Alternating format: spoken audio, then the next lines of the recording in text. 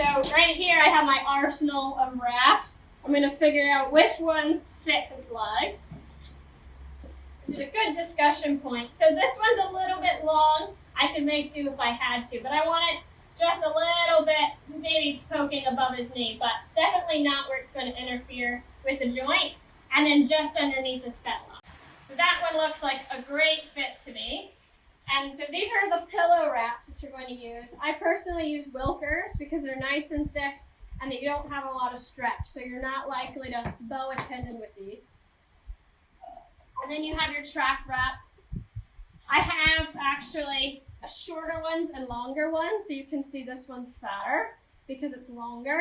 This is more like 10 to 12 feet, and this is 12 to 14. I like to have a little bit longer of a track wrap if I'm doing their hind legs, so I have a little bit more to play with. So I'll come here now and get into wrapping my legs. So one examiner or mentor of mine explained it in terms of toilet paper. You want it against the wall before you start. I've selected my pillow wrap and the track wrap that fit him. And I know they fit because it goes right underneath his knee and all the way down to his pastern and covering his fetlock and this poultice paper that I have here. I like using Wilkers pillow wraps because they're nice and thick and they don't have a lot of stretch, so they're a little bit safer to use than some other options. And as I go around with the pillow wrap, I'm looking to keep it nice and even on the top and the bottom, and I like for it to finish somewhere on the outside. Then I'm going to come in with my track wrap here, stick it in right underneath, and start wrapping the same direction, always towards the tail. That's the most important thing you can get from this video. And then looking to have even spacing and even tension all the way around the leg. And I come in with my other hand and I like to feel and make sure that I don't have any wrinkles. A little bit of extra support here as I come underneath the fetlock.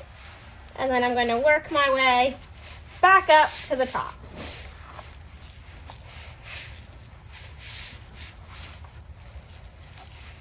So wrapping is something I've been working on for a long time, and I've been certified in wrapping a few times through Pony Club.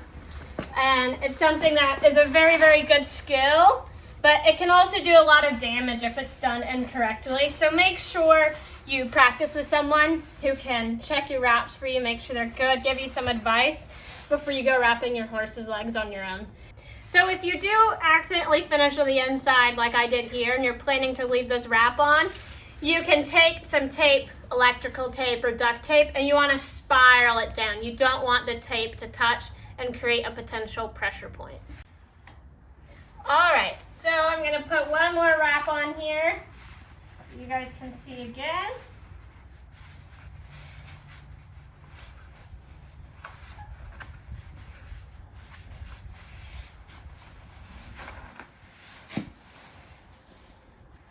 So here you can really see just tucking that underneath.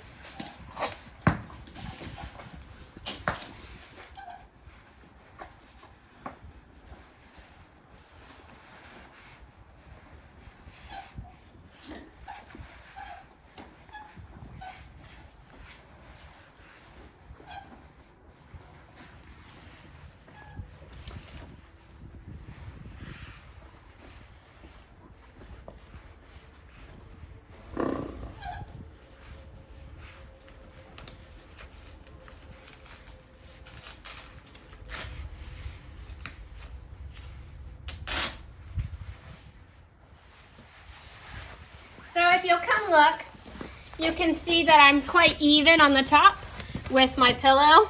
I have pretty even spacing here.